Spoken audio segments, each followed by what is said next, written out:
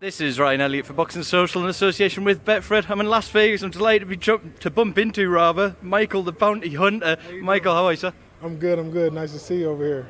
It's good to see you as well. What are you doing out here? Just sort of absorbing this fight week experience right now? No, I'm at home, man. I live right down the street, so this is a norm to me. So this is.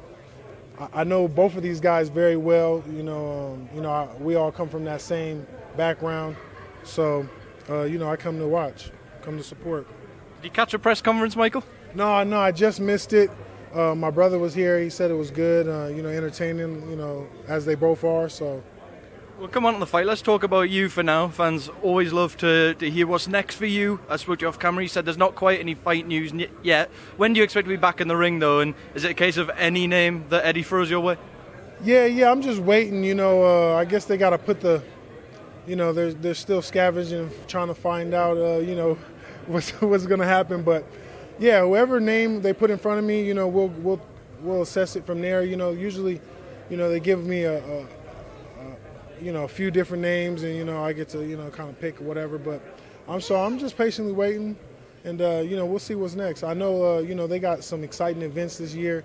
2020, just in general, is going to be a great year for boxing as a whole.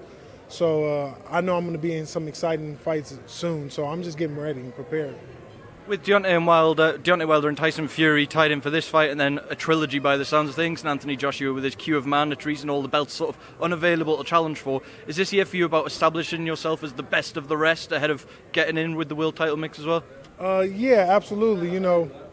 Like I said before, I've been in the ring with these guys. All the heavyweights, at the top 5, top 10, they all know me and respect me. So, I'm just here to show face and, let them know I'm watching, Now, when I bumped into you outside, Michael, you were with your family, but also you were mobbed by fans just out there when I bumped into you there. We're in Las Vegas. You were mobbed by British fans. I know you've spoken before about how the UK fans always show you love. You had a big smile on your face. Is it in your plans to go and fight in the UK once again? There's some big options there, possibly. Oh, absolutely. I love to fight in the UK. I fought there in the Olympics, and ever since that moment, I fought there prior to that, and I've always had a good time. The fans are just top notch.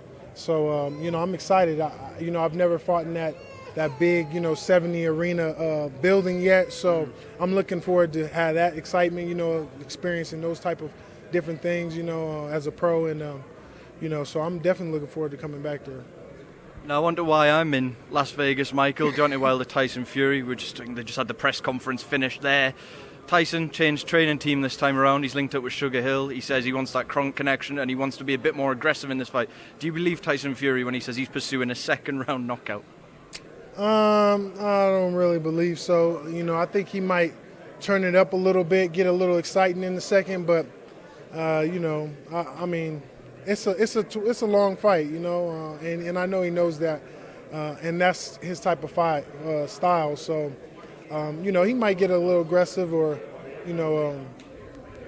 put his foot down in the second round, but a knockout I highly doubt. There was plenty of words exchanged today. That press conference went on for nearly an hour. They're probably sick of looking at each other in this point. Plenty of mind games.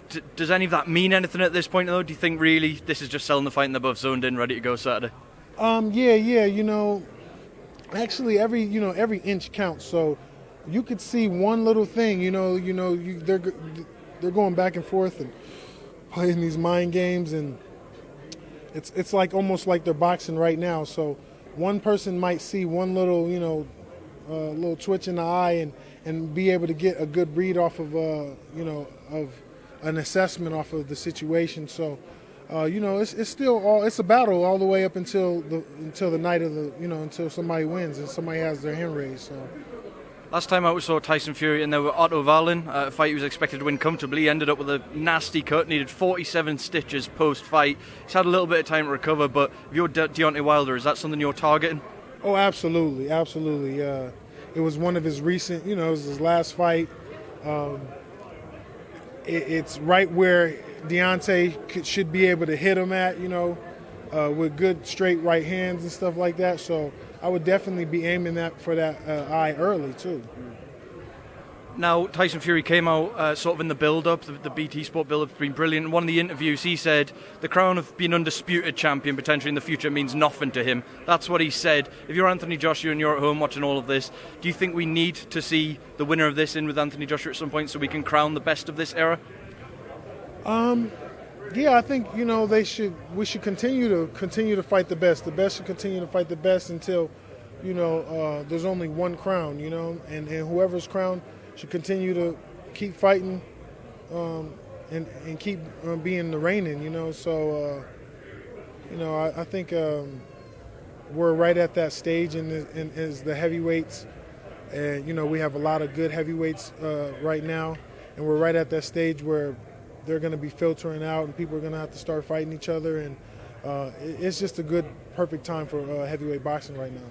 A couple other things heavyweight before I let you go. I want to get your thoughts on, Michael. We've just announced a big British heavyweight fight out in our neck of the woods. Dubois-Joyce and Daniel Dubois, a brilliant fight by all means. Credit to them both for taking it. How do you see that fight playing out? Big risk for both, but the reward is huge. Well, yeah, like you said, I have to give credit to both of them because that's a big fight, and they both probably had different options, other options to take, which were much less riskier fights.